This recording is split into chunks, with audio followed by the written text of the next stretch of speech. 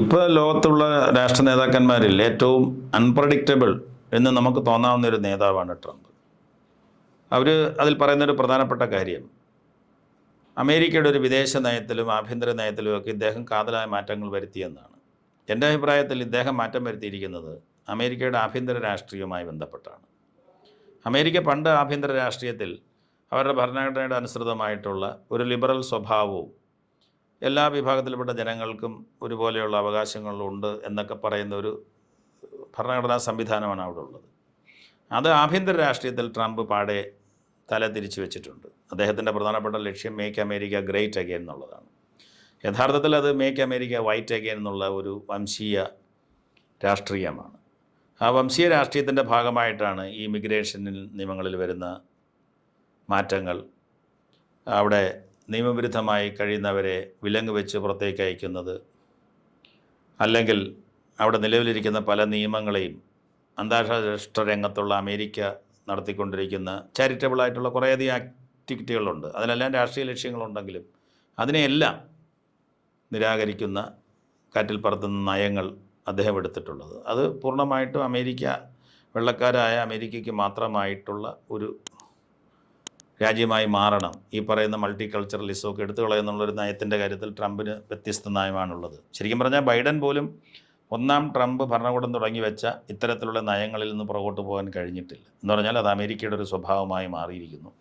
അതിൽ ട്രംപിനൊരു വലിയ പങ്കുണ്ട്. പക്ഷേ വിദേശ നയത്തിൻ്റെ കാര്യത്തിൽ അമേരിക്ക ലോകത്തിലെ ഏറ്റവും നല്ല ജനാധിപത്യമാണെന്ന് അവർ അവകാശപ്പെട്ടുകൊണ്ട് എന്തൊക്കെ കാര്യങ്ങളാണോ ലോകത്ത് നടത്തിയിരുന്നത്, അതിലെങ്ങും ഒരു ജനാധിപത്യവും ഇല്ലായിരുന്നു. വളരെ കുറച്ച് ജനാധിപത്യം മാത്രമേ ഉണ്ടായിരുന്നുള്ളൂ. അവർ ഇഷ്ടപ്പെട്ട രാജ്യങ്ങൾ ഇടപെട്ടിരുന്നു. രണ്ടാം ലോകമഹായുദ്ധത്തിന് ശേഷം ഏറ്റവും അധികം യുദ്ധങ്ങളിൽ ഏർപ്പെട്ടിട്ടുള്ള രാജ്യം അമേരിക്കയാണ്. അത് ക്യൂബൻ ക്രൈസിസ് ആണെങ്കിലും, വിയറ്റ്നാം ആണെങ്കിലും, കൊറിയൻ വാർ ആണെങ്കിലും, ഇറാഖ് ആണെങ്കിലും, ഇറാൻ ആണെങ്കിലും, അഫ്ഗാനിസ്ഥാൻ ആണെങ്കിലും, കൊസോവയാണെങ്കിലും ഒക്കെ ഏറ്റവും കൂടുതൽ യുദ്ധം ചെയ്തിട്ടുള്ള രാജ്യം അമേരിക്കയാണ്. അതൊരു ജനാധിപത്യ രാജ്യമാണ്. അവിടെ നമ്മൾ വാഴ്ത്തിപ്പാടുന്ന ജോൺ എഫ് കെന്നഡി, അല്ലെങ്കിൽ ഈ പറയുന്ന ക്ലിൻ്റൺ, ബൈഡൻ ഒക്കെ അതിൻ്റെ ഭാഗമായിരുന്നു വിവിധ സമയങ്ങളിൽ. ബുഷ്, അതിൻ്റെ തുടർച്ചയാണ് ട്രംപ് എന്ന് പറയുന്നത്.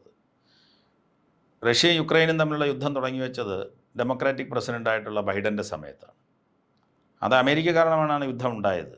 അമേരിക്കയാണ് ആ യുദ്ധത്തിലേക്ക് പോകുന്നതിന് പറ്റിയൊരു സാഹചര്യം യൂറോപ്പിൽ സൃഷ്ടിച്ചത്. അപ്പോൾ ഈ വിദേശ നയത്തിൻ്റെ കാര്യത്തിൽ ട്രംപ് ഇങ്ങനെയൊക്കെയുള്ള കാര്യങ്ങൾ വിളിച്ചു പറയുന്നുവെങ്കിലും അമേരിക്കയുടെ വിദേശ നയം തന്നെയാണ്, പരമ്പരാഗതമായിട്ടുള്ള വിദേശ നയമാണ് ട്രംപ് വിദേശ നയത്തിൻ്റെ കാര്യത്തിൽ തുടരുന്നത്. ചെറിയ ചില വ്യത്യാസങ്ങളുണ്ട് എന്ന് മാത്രം, അത് ഇമിഗ്രൻസിൻ്റെ കാര്യത്തിലും മറ്റുമൊക്കെ. പക്ഷേ അത് കൂടുതലും ആഭ്യന്തര രാഷ്ട്രീയവുമായി ബന്ധപ്പെട്ടതാണെന്നാണ് എൻ്റെ അഭിപ്രായം. അതുകൊണ്ടാണ് ഞാൻ യുദ്ധത്തിൽ ഇടപെടില്ല എന്ന് പറഞ്ഞതിൻ്റെ പിറ്റേന്ന്, 2 ആഴ്ച കഴിഞ്ഞ് ഇടപെടുമെന്ന് പറഞ്ഞതിൻ്റെ പിറ്റേന്നാണ് ഇറാനിൽ ബോംബിടുന്നത്. എന്ന് പറഞ്ഞാൽ തീരുമാനം വേറെ എടുത്തു വെച്ചിട്ടാണ് ഈ ന്യായം പറഞ്ഞത്. അല്ലെങ്കിൽ അങ്ങനെ 18 മണിക്കൂർ ഒരു യുദ്ധവിമാനം യാത്ര ചെയ്ത് ഇറാനിൽ വന്ന് ബോംബിടണമെങ്കിൽ ആ വിമാനം സ്റ്റാർട്ട് ചെയ്യുന്ന സമയത്ത് തന്നെയായിരിക്കും ട്രംപ് പറഞ്ഞത് ഞാൻ യുദ്ധം ചെയ്ത് ബോംബിടാൻ പോകുന്നില്ല. അപ്പോൾ അദ്ദേഹത്തിന് അറിയാം എല്ലാം സെറ്റ് ചെയ്ത് വെച്ചിരിക്കുകയെന്ന്. എന്നിട്ടും അങ്ങനെ പറയുമ്പോൾ എന്താണ് അർത്ഥം?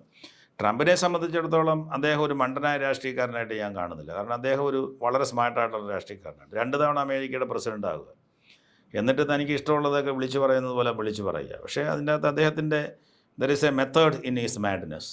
അദ്ദേഹത്തിൻ്റെ ഒരു ഭ്രാന്തനെ പോലെയാണ് പെരുമാറുന്നതെങ്കിലും അതിലൊക്കെ അദ്ദേഹത്തിന് കൃത്യമായിട്ടുള്ള ലക്ഷ്യമുണ്ട്. പക്ഷേ ഒരു കാര്യം കൂടെ അതിൽ എനിക്ക് തോന്നുന്ന ഒരു കാര്യം കൂടെയുണ്ട്.